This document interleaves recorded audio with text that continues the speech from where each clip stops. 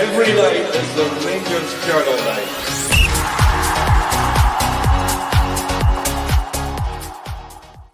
Yes, good evening. Hello, a very warm welcome to everyone joining us over on YouTube, on the Rangers Journal's socials, and possibly on the audio podcast store. This is your latest Ibrox Channel podcast. I'm Andrew, and as the title says, we've got a very good esteemed panel of guests tonight to discuss the league versus Europe. How will we approach them? And just in the nick of time, he's just come back for a jobby.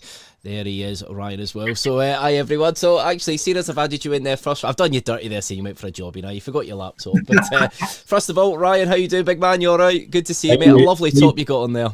I was way back. That's why I was late. I was way back in 2003 grabbing it, Chris. So.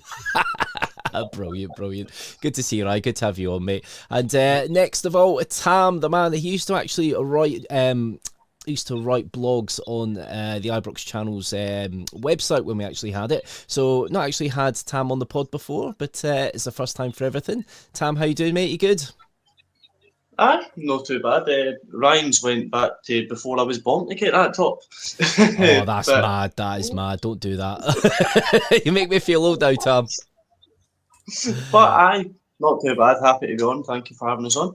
That's all right. Anytime, Tan, anytime. And last but not least, the Harrogate Loyal single-handed representation tonight. It is Ricky. How you doing, mate?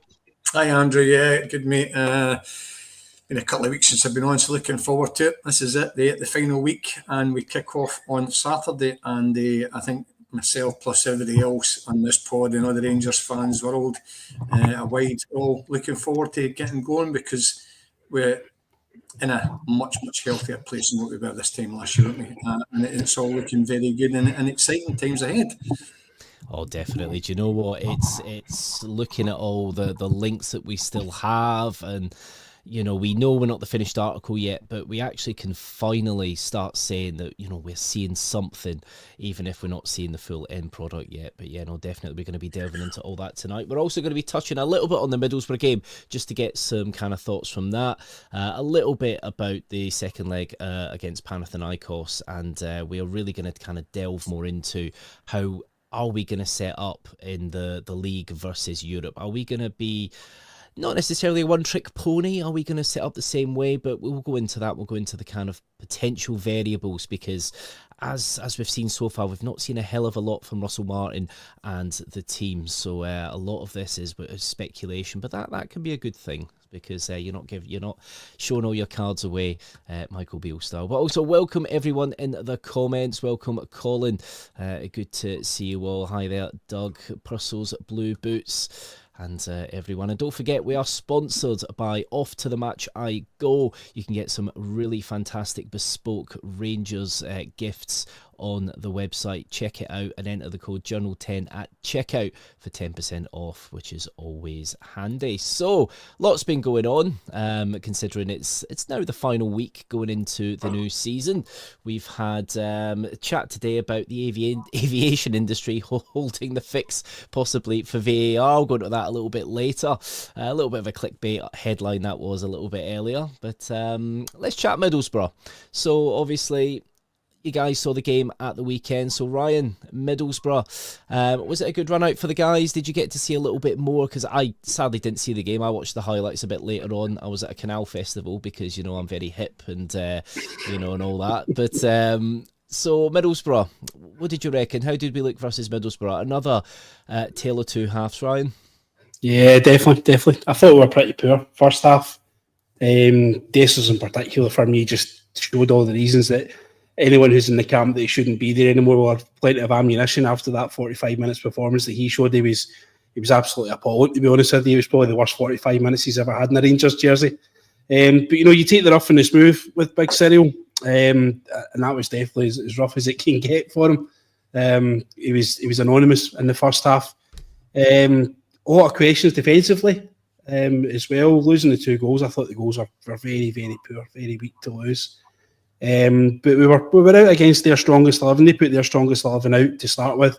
We obviously finished with our strongest 11, or led to believe it was a stronger 11.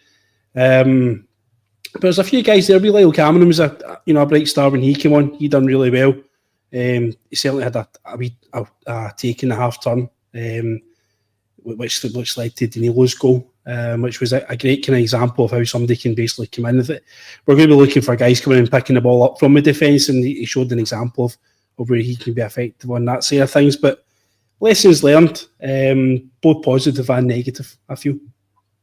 Yeah, definitely. Tam, did any players stand out for you there at the weekend on Saturday, either positively or as any players you think have got something to prove before the season starts? I think touching on what Ryan said there, Big Dessels, he was shocking to say the least. I was a little bit worse for wear watching the game, but definitely in my state I could still tell that Dessels wasn't the best. We've been saying it all season. We've been saying it for the full time he's been here.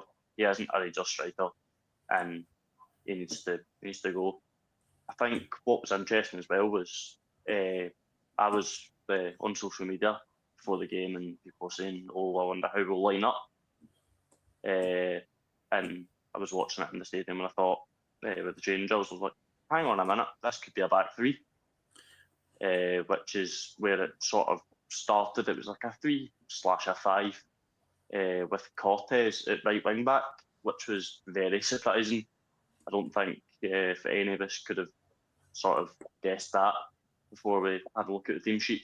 I'd also like to say fair play to the Middlesbrough fans. They were absolutely unreal. Their noise and bringing that many people up from down south, which is a long drive. So fair play to them.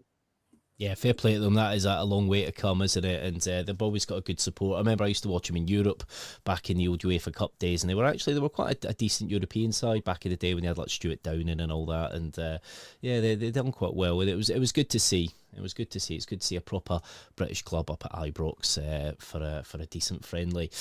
Ricky, so Danilo and Finlay Curtis, they both scored coming off the bench. Could that impact Russell Martin's selections going into the Motherwell game at the weekend? It all depends what formation he's going to play based on personnel. I know we're going to touch on sort of Europe against domestic football. I personally don't think it'll be much of a difference. I think he'll get a formation and he'll stick by it and build continuity and understanding within the system. And I think that's the way he's going. But that's just my personal opinion. But based on Saturday's game, I was very frustrated in the first half because being old school, I generally believe we should have started probably with the team that we wanted to go out with on Wednesday night to get an extra 90 minutes of understanding and cohesion within those players, so that we've got, because Wednesday for me is it's a massive, massive game. It's £40 million in the line here. And it really disappointed me that we started with players to get legs or minutes in the legs. I'm not buying that. There was guys here and started that game on Saturday, and people paid good money to go and watch that game who are not going to be anywhere near the team, let alone the squad. So why do they need minutes in the legs? We should have been starting with the way we finished. Now, that's a big positive for me. We looked our first 11 is pretty good, Andrew. It's pretty good. And we're still going to add Rothwell and Diomande to that squad, Butland. And another thing for me as well, Kelly ain't good enough for us. But under this system, he cannot play with the ball at his feet. He's a nightmare. I'm not saying Butland's any better with his ball at his feet, but he's a better goalkeeper.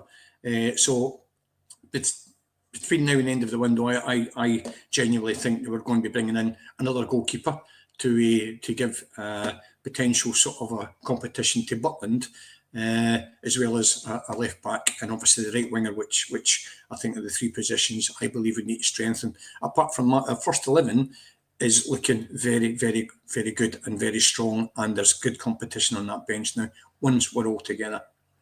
Yeah, no, definitely, I do agree. Especially midfield, it is looking very, very strong, and it looks like there's a good bit of depth there. Speaking of strengthening, obviously, there's been. I'll go into this now a little bit, just because it's a nice little segue. But obviously, Mikey Moore, Tottenham Hotspur player, 17-year-old Tottenham Hotspur player, has been linked with that. It's a pretty solid link as well. A lot of the reports coming from down south do seem to be linking him with a loan move to Ibrox, and he's somebody that can play.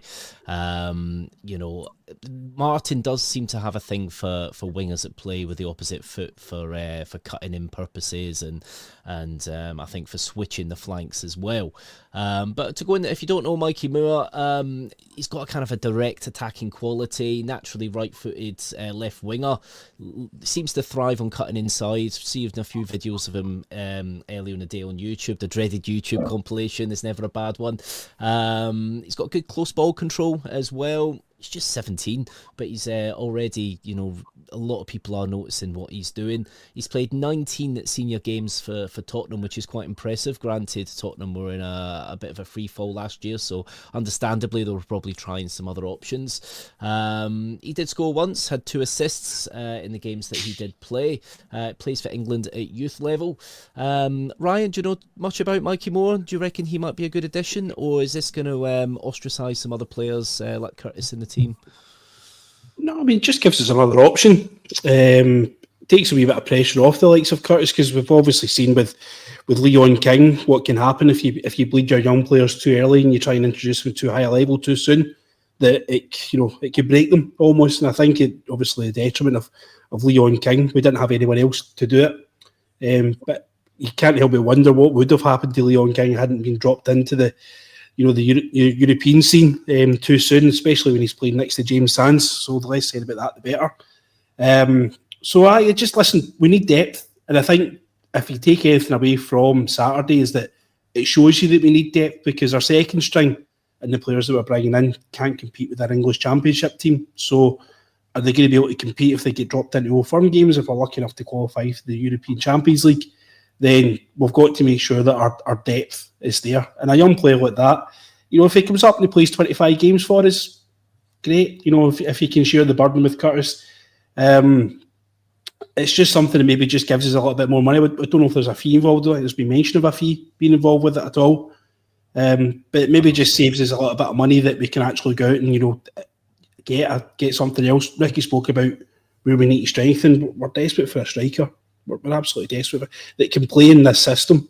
I think Egeman would do well in the system, because I think that the system allows the striker to roam about quite a lot, and that's where probably was a criticism of Egeman last season. He did tend to roam about a little bit too much, but in this style, the striker roaming actually creates spaces for others and creates gaps in behind. We see that Dessers can't play it. Simple as that. He's just not suited for it at all. Danilo, the jury's still very much out on him. So we probably are looking at going, if there's going to be a kind of a poster boy at the end of the season, what do you want to call it, the big signing, the star player, then it's probably going to be a striker. So I wouldn't have a problem bringing the boy in from there. He wouldn't be playing for Tottenham's first team if he wasn't good enough. We obviously seen the exploits of them going on and winning Europa League last season. So you don't get anywhere near a team like that unless you've got something about you. That's it, definitely. Obviously won the Europa League. Couldn't beat Rangers either, so I'll just get that one in there. But we'll take that. Obviously, we're also linked, Tam, with Oliver Antman, 23-year-old Finnish footballer. This doesn't seem as concrete as the links with Moore at the minute, but this does seem to have some substance to it coming out. I think was it the Finnish press? It was in earlier.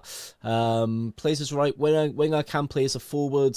Currently with Go Ahead Eagles, which sounds like a delivery company to be honest. But recognised for his pace, good direct attacking threat. It does seem, Tam, that Martin is going for players that can unlock that dreaded low block. It does. I'll be honest. The only time I've ever heard of Ant-Man is through either Marvel or FIFA.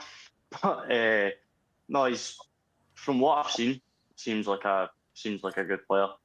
Obviously, still 23, young. ish. Well, I would call him old, but that's just me. And that means that he does still have time to develop. Just touching on what Ryan said about Mikey Moore, with a fee being involved. I'll be honest, if there is a fee that's involved, we can't afford that. That boy is going places. He'll be one of the world's top players in a couple of years. You can see he's got massive football intelligence. He knows how to play with the ball. So obviously it would be someone that I would love to have here full time, but I'm afraid it will probably only be a loan move.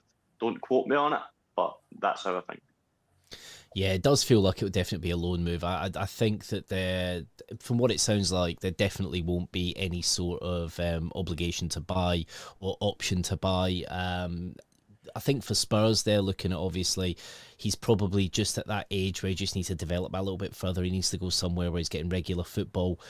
So it's in their benefit to loan him to Rangers, really, even if no fee is involved. So I think if you can pull that off, that'd be fantastic. But obviously, you look at similar players in the past, Ricky, like Amad Diallo, where maybe they've got that amazing quality in there, but maybe the physicality of Scottish football might not quite suit them, or it might not be the right time. But yeah, what do you reckon? Do you think that's good? Do you think the whole idea of a lot of loan moves is good and frees up money for other areas? Well, that's the positive about a loan move, yeah. The downside is if he does so well, as Tam alluded to there, he's out of our league. He's one of the fantastic prospects down in England. And for us to get him, it'd be a real coup. And if it allows us to strengthen that squad on the left-hand side and help us closer to winning that league, the boy can come up here, be idolised, and get back down to Spurs. An absolute hero to us if it does good. But bear in mind, he's going to be Gassama's going to be there, and young Curtis. So there's going to be three of them vying for that left-hand side. So it'll be very, very rotational throughout the sort of a European and domestic campaign. There's a lot of games come thick and fast. Cortez on Saturday showed glimpses, should I say, of what we're hoping we might see. If the guy gets a little bit of a momentum going, and a good team. I don't think he really got much support from his fullback, the young lad Hutton, in the first half. It was a bit of a shame for that lad, because I think he was certainly not ready for the Rangers first team. I'm not going to write the boy off, but Cortez really struggled. Then come on to a game when Rangers sort of shuffled things about. So we've got Cortez there on the right-hand side, and that is it, apart from Dowell, and Dowell's not a winger. So we do need to strengthen that side of the pitch. Ant-Man would be that person, presumably, if it goes through. To my knowledge, it was only the Daily Record that was reporting this yesterday. Nothing coming from Holland or anywhere else, no other outlets. Interesting, Mikey Moore is getting touted on Sky Sports. So, there's a lot of big sort of journalists in that field saying it's going to happen. So, fingers crossed, Rangers will get that together. But Ant-Man, I'm not too sure. But there's certainly one thing for sure. Russell Martin wants that right-hand side of the pitch sorted so that we've got some flair and some speed attacking down the wing. Because Dessers, back up Ryan and Tam, we've been saying it for a while, Dessers just isn't good enough for our club. I don't care if he stats. I mean, any decent striker would have double those stats. He can't do a great deal in any kind of system. He's not got the intelligence to be a good football player. So when, like, say, Ant-Man, Gassama, whoever it may be, young Moore, young Finlay Curtis going down, getting balls into we need somebody on the end of that. But that's the one thing that we are now going to get, which will hopefully close down this low block that we're going to get at Ibrox against the so-called lesser teams. We need pace. And I think this is where Danilo will be an integral part of our team domestically, because the one thing about that boy is he is a very good footballer in tight spaces. He's got a good touch. He's got good vision. We saw that with Czerny. Him and Czerny had good understanding when they did get on the park together last year. And I think Danilo, in this system, will be a very, very good, influential player for us, breaking down the low blocks this year, if we can keep him fit, because he's certainly got a skill set. Yeah, do you know what? That is my thinking exactly. I've said it for a long time, but I've said this about a few players. But there's genuine talent with Danilo. He's been a bit unfortunate with his injuries, cheekbone fracture, and that's the thing. We moan about players that don't put, their head through a wall, don't we, at times, to get on the end of a ball, and that's what he did there to score a great goal, and then obviously he was injured there. I just hope this is the end of his injuries now. It doesn't seem to be anything reoccurring. He's had surgery, he's had to tidy up on his knee, so hopefully now that he can now motor on, and he's kicked off the season well. Now, don't get me wrong, there's not really any other options, but he has kicked off well and scored a good few goals. Now, let's look at the league versus Europe. How are we going to approach and what's the differences that there's going to be? Before we go into that, though, just make sure, guys, like and subscribe to the Rangers Journal. If you're watching this on YouTube at the minute, hit the subscribe button, get liking it and turn the notifications on, and you'll be notified anytime we go live, because with the look of signings this week, it looks like we probably will be signing at least a player or maybe even a couple. So, the Rangers Journal generally goes live when players are signed. So do get liking, get subscribing, and turn the notifications on, and you will be made aware. So there's not been much evidence, Ryan, so far to see how we are really going to set up in Scotland. What we've seen so far in the one competitive match that we've actually seen, obviously Martin's debut against Panathinaikos, we primarily played a 4-3-3. We had about, I think, 75% possession overall, which I don't think was necessarily a surprise. I think we all knew that a Martin system would hold on to the ball a lot. We saw when we scored, I think it was Danilo's header on Saturday, we had about 36 passes. Not all necessarily really good movement. Some of it was sideways, back. It was just maintaining possession. Do you think that playing style is going to be a bit of what we are going to see in the opener against Motherwell? Is this going to be a lot of us keeping a hold of the ball and trying to press, or do you think we're going to be a little bit more attacking like we're used to kind of seeing in Europe? It very much depends on how they set up as well, because obviously there's, as much as we want to impose our style of play, we've got to have a bit of respect for our opposition as well. I think the style of play will be successful in Scotland. I think it will do quite well. We've got to remember that we're playing against a lot of teams where the quality of the opposition, with all due respect, isn't what we've got. And I think it's just a case of just looking to frustrate guys. If you're looking to play round corners and fast 1-2s and stuff like that, you're almost inviting the press. So we've just got to make sure that we get better at it. There's certain incidents that we've seen Saturday, the Panathinaikos game, even the Bruges game, where we're just sometimes a wee bit clumsy in our decision making at the back, and better oppositions would have punished us. If you were playing against top European teams, the ball's going to be in the back of the net, rather than the goalkeeper, John Suter doing his usual hurricane tackle and blocking it out. So, but it's leading in that you're just going to frustrate these teams. If they've not got the ball, eventually they're going to get frustrated, especially away from home, when it's on their attack, with their fans are starting to get on top of them, get the ball off them, and we just play around them. It's just as simple as that, because we're a better football team. We just play around them, we get ourselves up the park, and we punish them. And it's it's as simple as that. And if we get the ball and they don't, they can't score.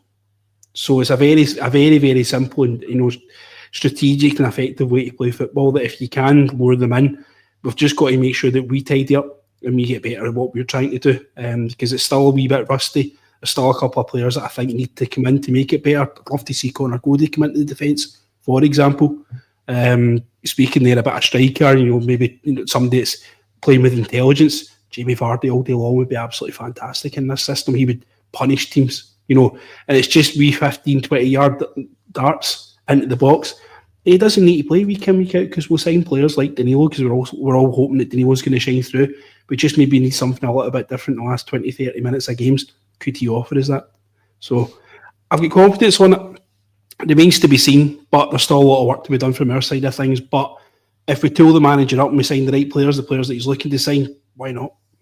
Yeah, Yeah, no, I do agree, and I do agree with obviously showing Motherwell a bit of respect. They've managed to keep a hold of Stamilopoulos at the minute. Lennon Miller is still there at the minute, still on the book, so it's very likely he will feature against us on Saturday. They had a 1-1 friendly draw against Hertha Berlin. Don't get me wrong, it's a friendly, but they'll take a bit of confidence out that. Tam, is there anything? What are you expecting this to be? An all guns blazing at Rangers at the weekend, or do you think we're going to be a little bit more conservative? Dado Purcell's blue boots here, Tam, has just said, I see the horseshoe coming back. Can you see the horseshoe coming back?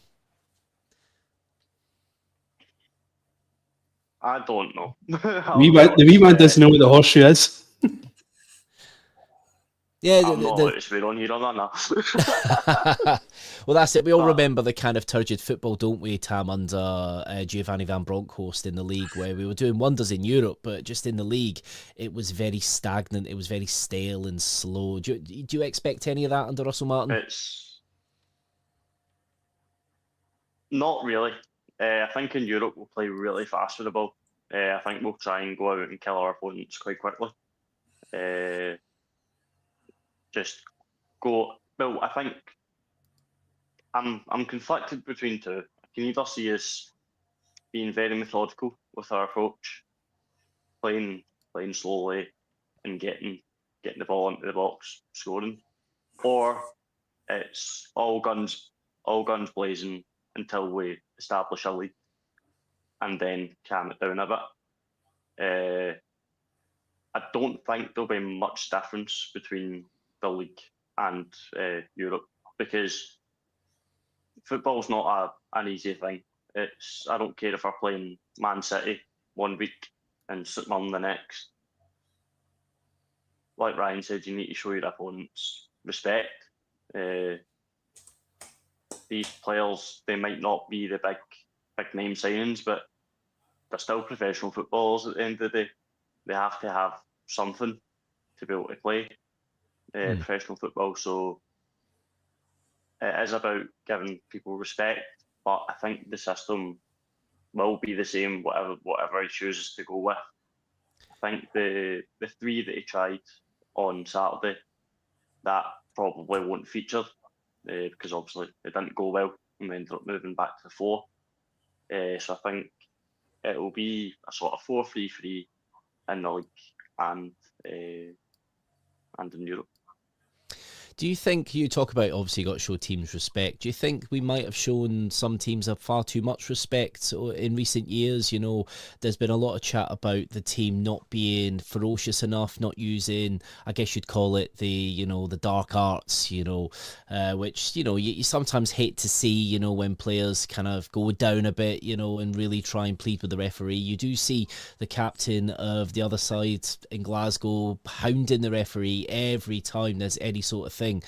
We don't seem to do it as much. Do you think we do show teams a little bit too much respect? Yes. What annoys me greatly, Andrew, is playing 2 holding midfielders at Ibrox against the majority of the teams. That doesn't show me that the manager's confident in going and winning that game. We need to be a little bit more braver and have an attacking style of play, especially at Ibrox. Having 2 anchor men, the way we used to play, I think sort of stifled our attacking play. And when the ball broke down, it allowed teams to break on us. Hence why we always used to get something like 1-0 victories so many times last season, which was just not good enough. And the fans will turn against them. There's no way we're going to get that with Russell Martin. I think the style of play with him, Ryan's already alluded to it, will determine the teams that we're playing, but it'll be a 4-1-2-3, potentially a 4-3-3, or even the 3-5-1-1. And he's got the personnel to slot into there, or he'll want the personnel to slot into any of those formations I just mentioned. And it'll all be based on who the opposition is, 100%. But the positions that I've mentioned earlier on, your left back, the right winger, are certainly a must for me before the season starts. And just to mention, Ryan had alluded to as well with the striker, I think Tudjman is just waiting to come in the door. I think that's done and dusted. I don't think that's, that's all gone quiet because he and his representatives know as soon as one leaves, he's coming in, and I think that's a done deal. And I think he will be a good outlet, especially because the boy, where he comes from, the niggle between us and them, and I think he'll be a fantastic player for us. And if he can get going and getting the goals in and just build momentum, we could have a good player in our hands there. But let's be honest, it's not going to be that difficult to sort of do better than what Dessers does. And considering he's our number one striker, or was at the back end of the season, we're strengthening across the whole of the pitch. That's got to be a priority. But I do believe Tursman's already in the door, just not been announced yet. Okay. Well, there we go. That's confidence. You'd put money on that, would you, Ricky? Yeah. Good man. Yeah. Tam, I just want to come back to you just for a sec before I head to Ryan. Obviously, you're a lot younger than us. You make me feel old, actually, right now. But what is the best football in the league you've witnessed under a Rangers manager, would you say?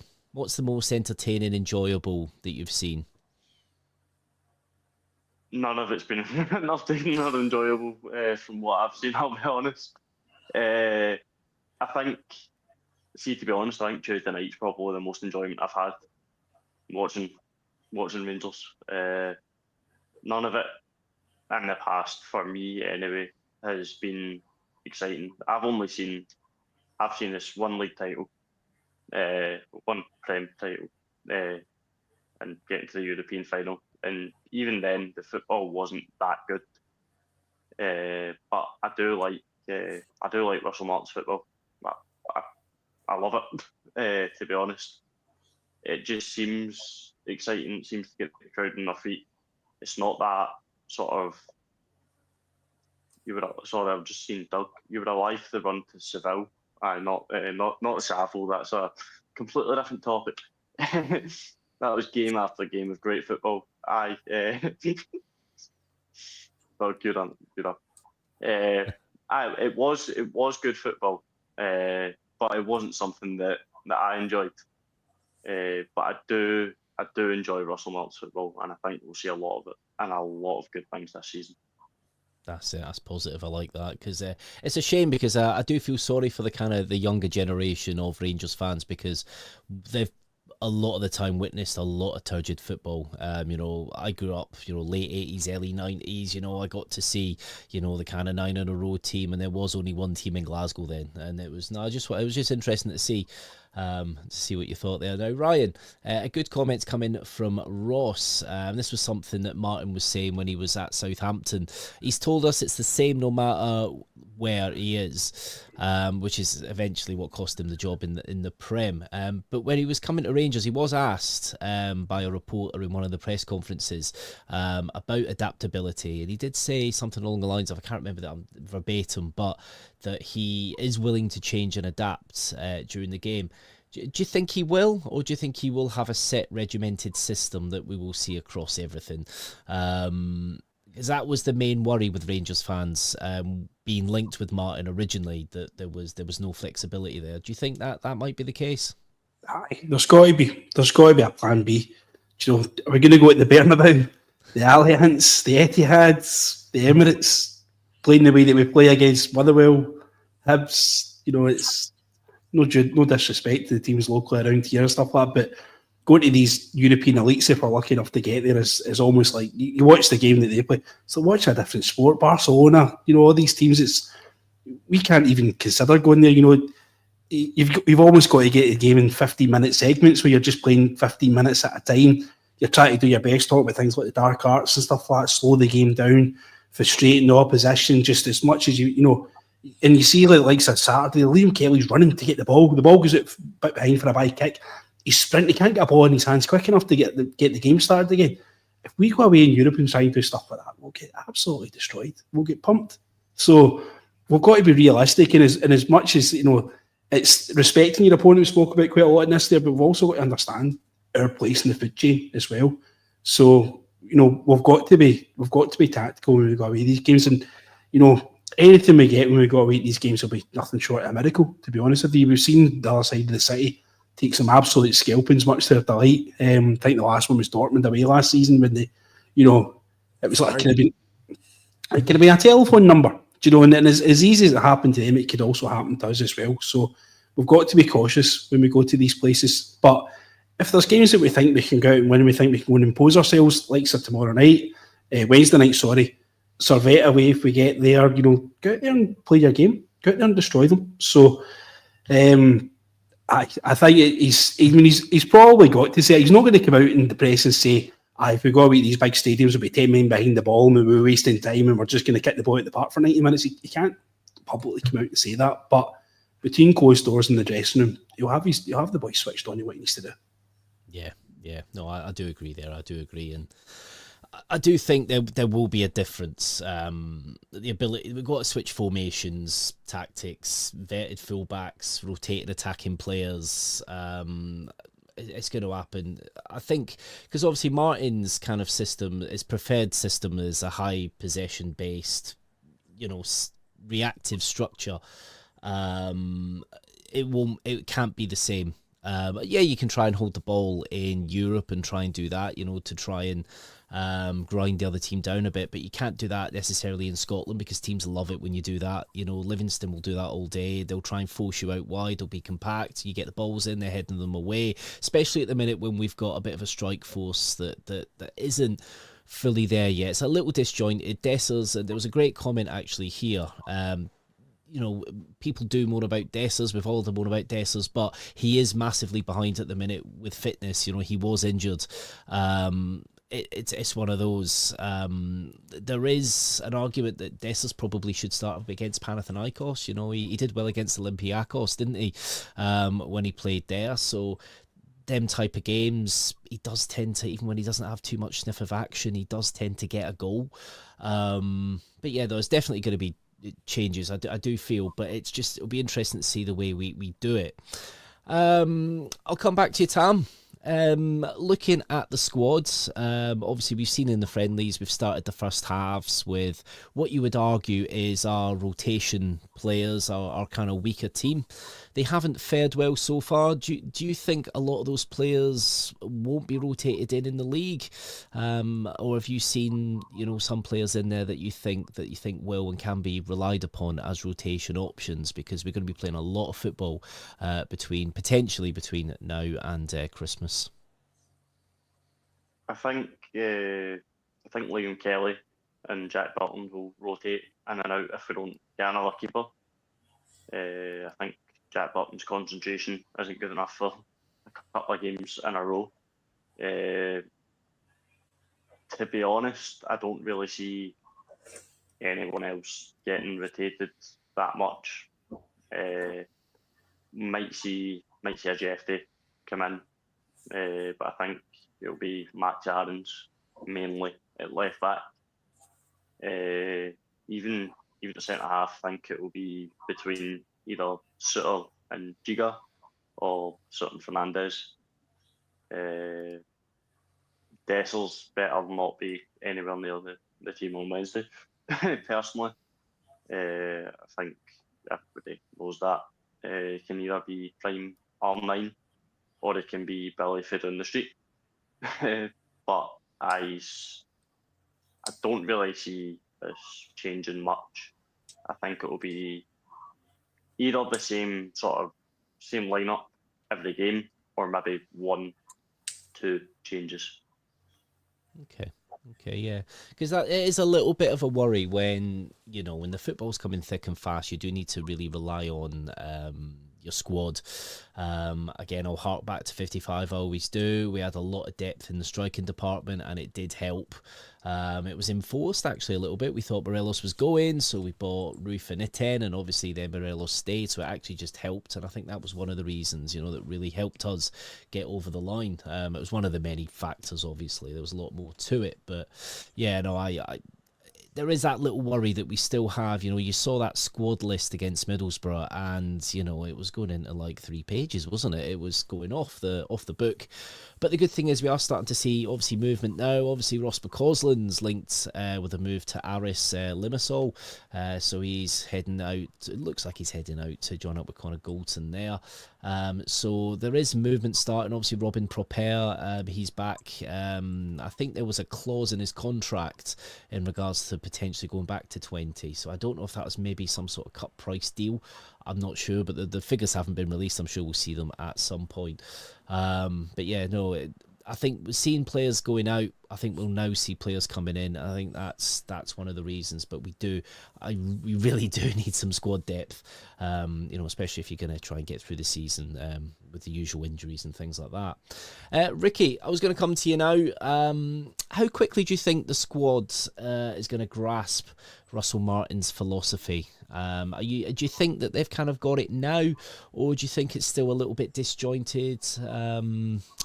What do you reckon? No, I think they'll all totally understand how he wants to play, but it's whether they are good enough to play in tight spaces. The two boys that started the game, Bajrami and Barron, were awful against the press on Saturday, especially in the first half. It kept breaking down there. We weren't getting in, forward in our final third at all because it kept breaking down the middle of the park. As soon as the ball went in, the boys were getting caught out. That changed as soon as Barron had better players around about him. Barron started to look a bit better himself, which was quite pleasing because the boy must have been, his confidence must have been shattered in that first half. He was getting caught left, right and centre. But again, this brings us back to the way Russell Martin wants to play. He ain't going to stop his style of play. His formations will change depending on the opposition personnel, but the style of play just will not change. It'll be press, press, press, press, being brave, taking the ball in dangerous areas, drawing men in, flick out and away, and you're on the attack then, and that's what it's all about. It's a high gamble sort of a philosophy he's got, especially when you're messing about in our 18-yard box, which we've been cut out so many times. And Ryan's already alluded to a better opposition would have punished us in several occasions. Yes, we need to get used to it, but there are certain people in our squad who are not good enough to play the system that he wants to play, and I think that's basically the crux of it. But he will get there. For me, I think Raskan's key.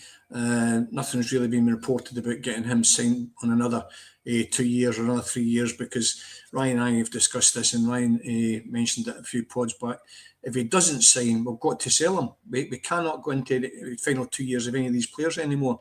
We just cannot get down that line of, being in all this trouble and not getting any money for our assets. So yes, get them tied down because World Cup next year, and I've mentioned this before in previous pods, World Cup next year, Iggy, for example, if he did stay, he would double his money next year playing in the World Cup with Morocco. And likewise with Raskan, he goes and puts in a good showing in that Belgian team next year.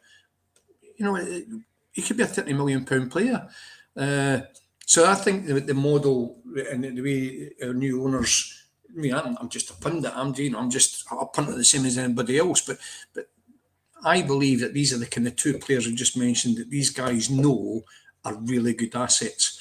If we get 15, 17 million for Igamani, which incidentally the boy Paxau is apparently signed today for Marseille, that means Feyenoord have now got the money up front, and that now leaves the door open for them to come in and bid for Igaman. But if he goes, then he goes with our blessing. We brought him in for what, £1.5 million or something.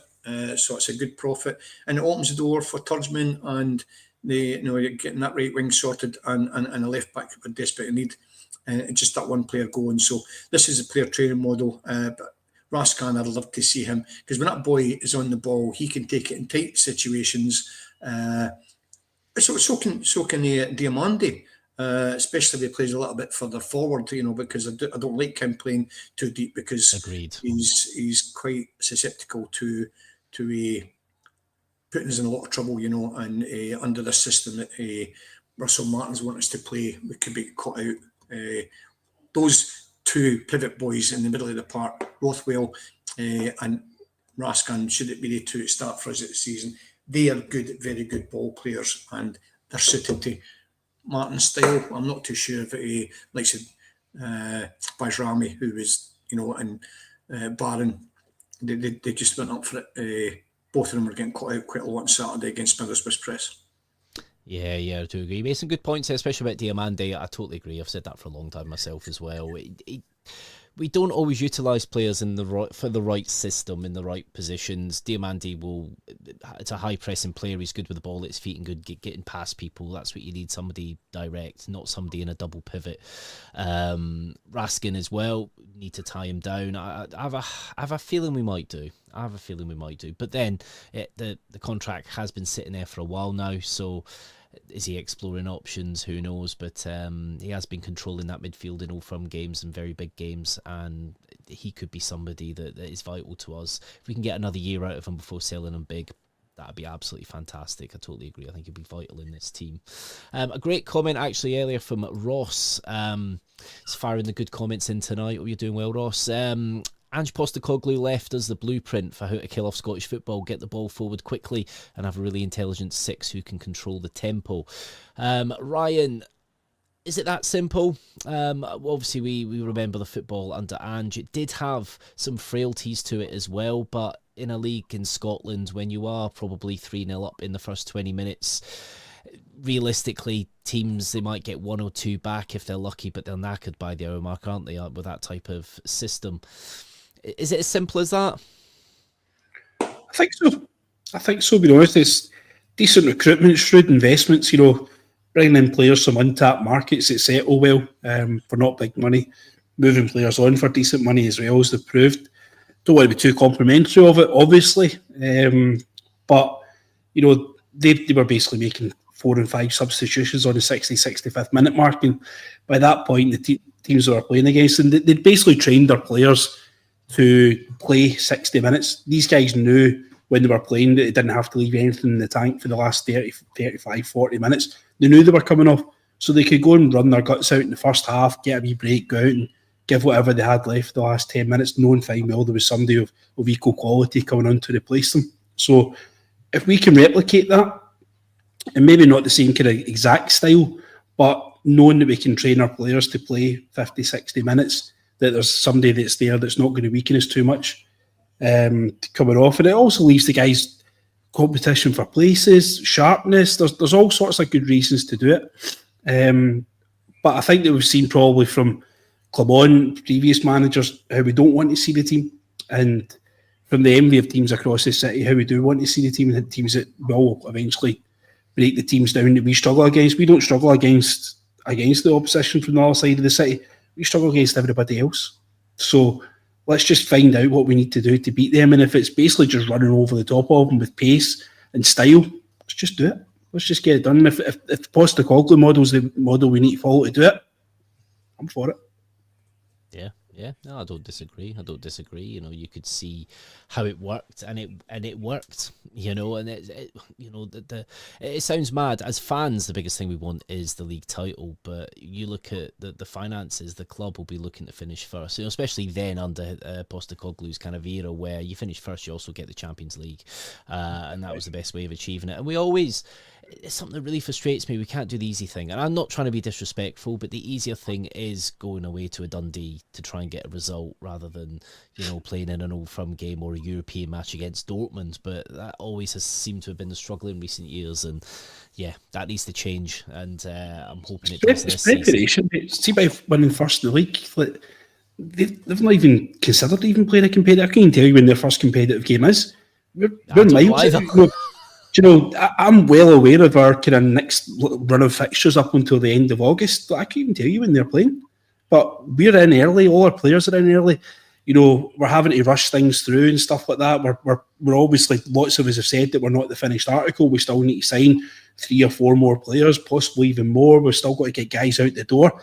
All of this while we're still trying to qualify for the Champions League. So finishing first in the league, it's just better preparation for us. We know what we need to do. We've got a much more, feasible deadline that we need to make to get the squad ready, to get the players ready. We're going to play more friendlies, meaningless games, training matches. We've got to get this over the line. We've got to do everything in our power to win this league this season. Yeah, no, totally agree with Ryan. 100% there, 100%. Right, so going into the last part of the show, let's look ahead to Panathinaikos. We're not going to go too in depth because there'll be some shows covering that on the Rangers Journal Network over the next couple of days for the big game in Athens. A couple of our podders have gone over there, so hope they're having a good time. But yeah, this is a bit of an interesting one, isn't it, Tam? Because we're 2-0 up from the first leg. It psychologically is comfortable-ish for a result, but does that lull us into a false sense of security? How would you set up for this one, Tam? Would you go attacking, try and kill the game off, or would you try and just shut up shop and let them come at us and hopefully they tire out? What would you reckon? What's the best way of approaching this on Wednesday night? If I was the manager, I'd go kill the game as soon as possible. Give them absolutely no chance to get back, because we've seen obviously recently in a cup, obviously I know it was the friendlies, but we've conceded 2 goals quite quickly. But we're always open to that. That can happen. So if we go, as I don't have any clue how to spell that or say that name. That's Krajicek. We need to get at them and Krajicek. I've never heard that in my life. Hope you're all right. But we need to get them and score first, because 2-0 is not comfortable. 3-0's a wee bit comfortable. But ideally get at them, score as soon as the ball kicks off. We should be looking to score. Shouldn't be any of this passing around the back, tappy stuff. Needs to be get the ball up, score. It's not rocket science. It's not rocket science. You make it sound easy, Tam. There we go. We'll get you on the head coaching team for Rangers, and we'll be up and going. There you go. You've got that psychological positiveness. I like it. Ricky, is 2-0 worse than 1-0 in a sense psychologically? Do you think that can cause a little bit more harm? Like we might switch off thinking the game's done. I was crying out for a third goal. I was absolutely crying out for a third goal. And I was just like, right, there's 5 minutes left. We've got 6 minutes added time. Get one. This is our chance. Do you think it'll bite us at all, or are you confident we're going through? Well, I'm not going to say I'm confident, mate, but I'd rather have a 2-0 than a 1-0, that's for sure. Yes, we all wanted 3, but it never happened, so we'd go over there with a 2-goal lead, so we've got a bit of a cushion. If he goes over there and plays and gets his tactics right, and the boys are playing well, I think he'll go with a 4-4-1-1.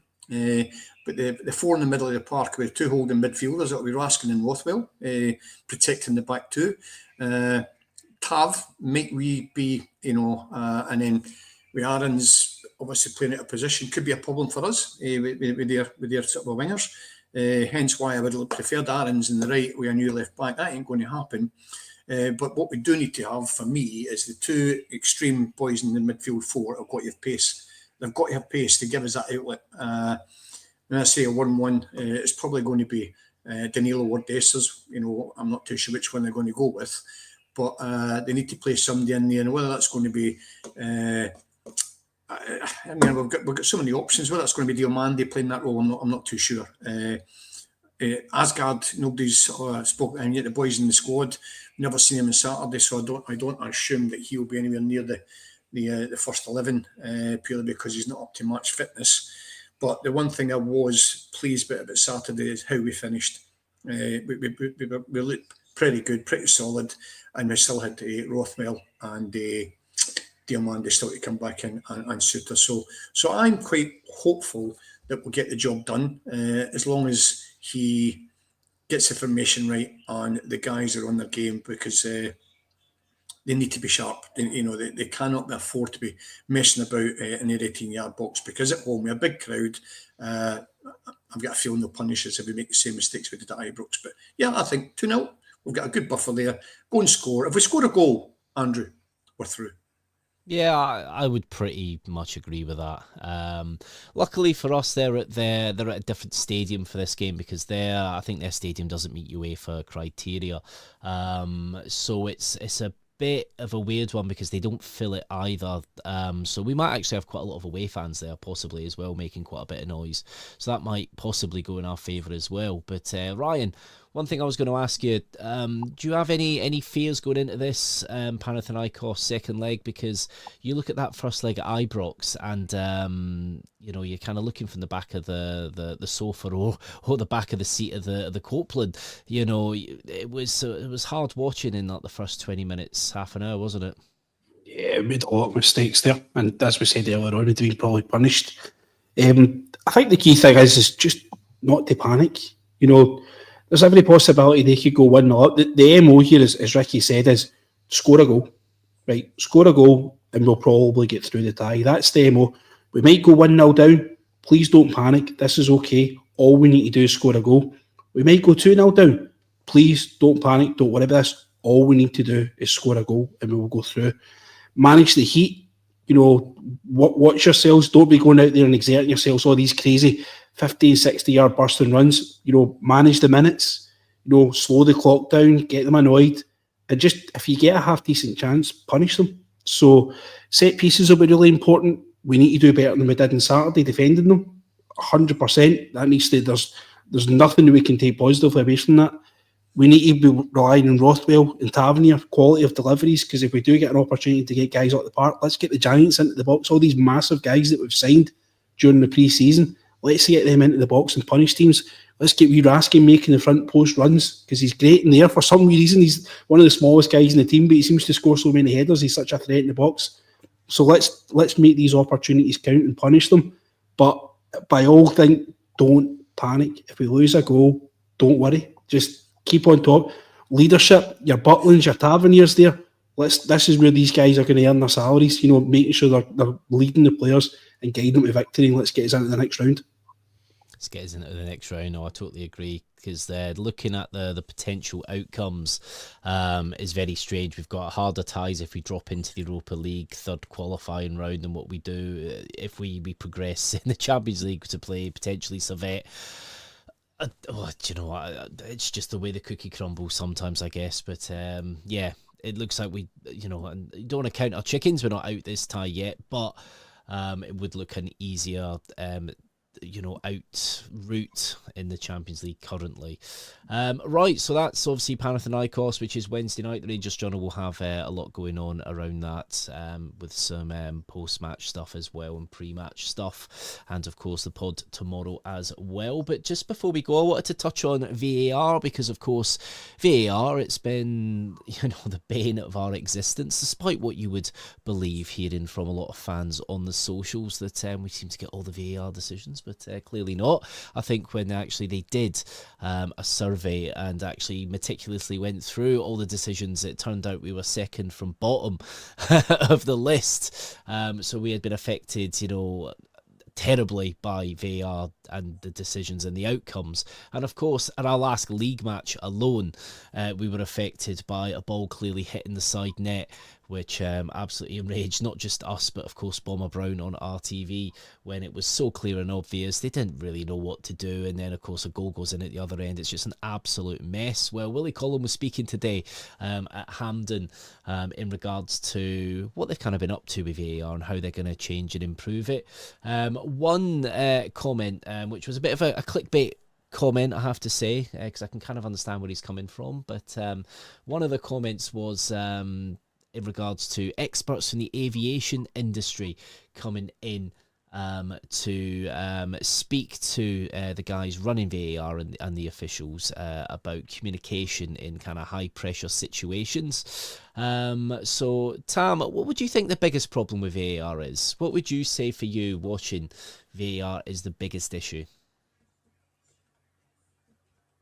Probably is the communication. Obviously, you see with the VAR review, that's the month, it sort of tells you what you see or what happens behind the scenes, and they don't seem to be talking too much. I think what he was saying about the aviation experts is a whole pile of beep, because if they're going to speak to somebody, they speak to fighter pilots, because they're the ones that communicate a lot. But I think it's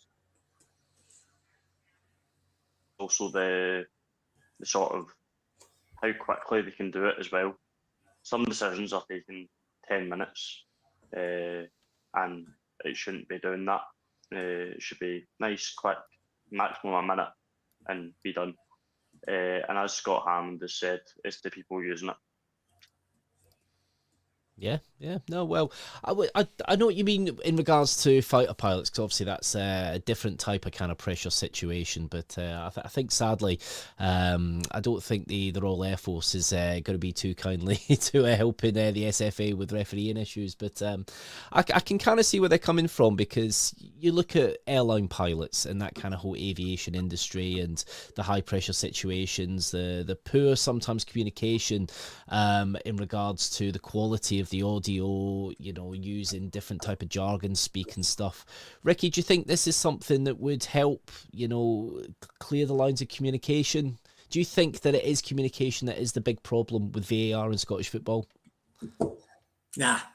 No, they've all got radio comms, mate. There's no interruptions, there's no nothing. They can talk to each other backwards and forwards without any interruptions whatsoever. It's the clowns who are making the decision and are making it all wrong. And it's not just us the decisions go against. It happens to every single club. We need to be honest. We've had a rotten bad luck. I mean, we lost a cup final due to a penalty wasn't given when Tierney was brought down. It was brought down. Tierney's leg was on the 18-yard box. It was a clear penalty kick, and the officials never made a decision because they bottled it. Simple as that. Their mistake. It wasn't VAR.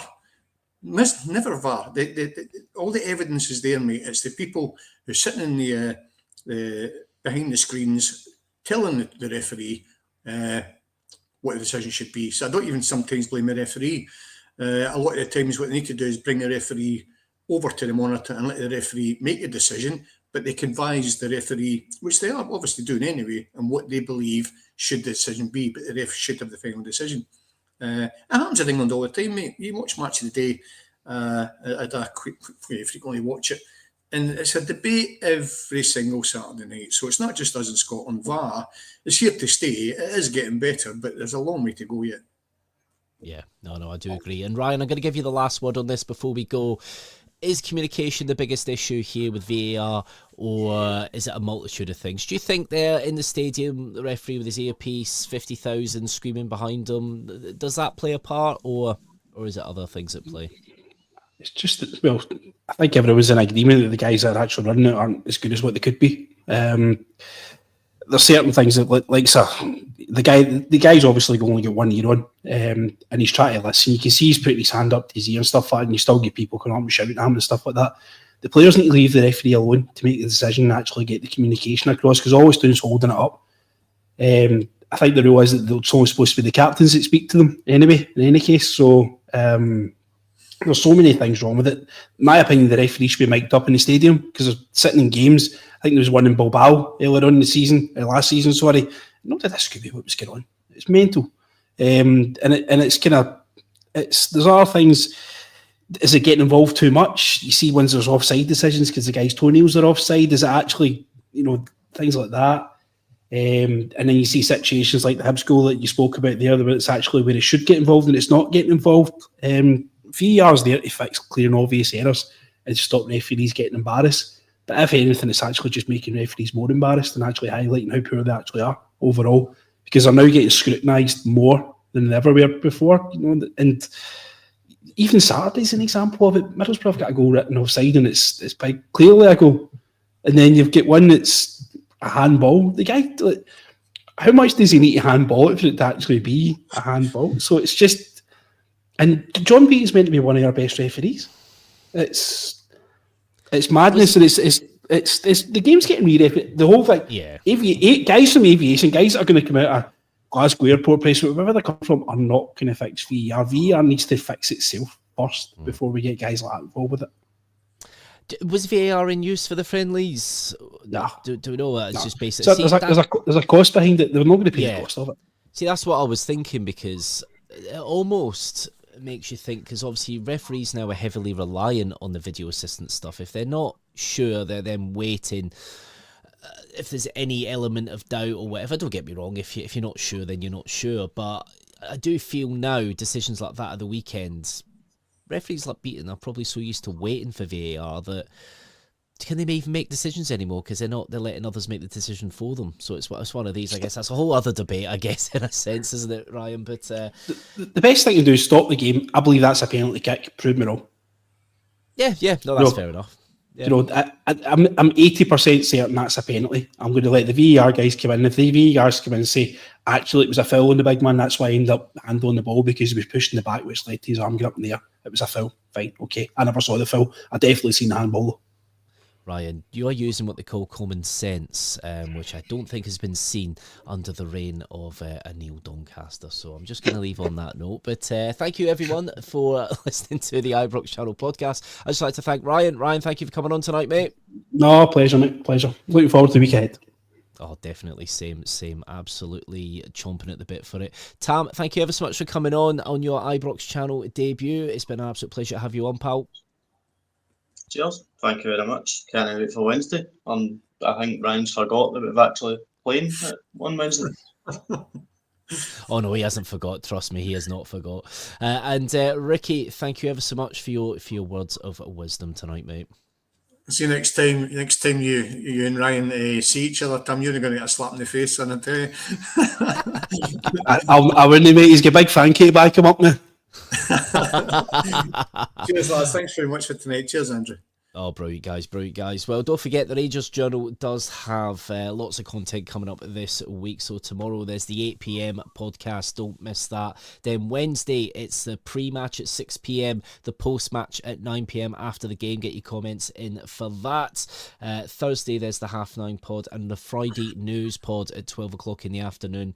Don't miss that. And then, of course, we've got the weekend. So we've got Saturday's pre-match and then, obviously, Saturday's post-match for our bizarrely timed opening fixture away at Fir Park. But don't forget to visit the sponsor of tonight's pod, Off to the Match I Go. Enter the code Journal10 for 10% off. There is some great stuff on there, and honestly, I've had to not look because there's so much good stuff on there that I'm like, oh, I could do that. But no, but do have a look if you're looking for any gifts that Oh, and the Lowdown goes out live tomorrow at 6 p.m. Thank you, Doug. Thank you for that. The Lowdown will be Doug giving you the insight into Panathinaikos away, so don't miss that. He had an absolutely brilliant Lowdown for last week as well, and was very hit the nail on the head for a few things there. But yes, don't forget, visit Off to the Match I Go. This has been the Ibrox Channel podcast.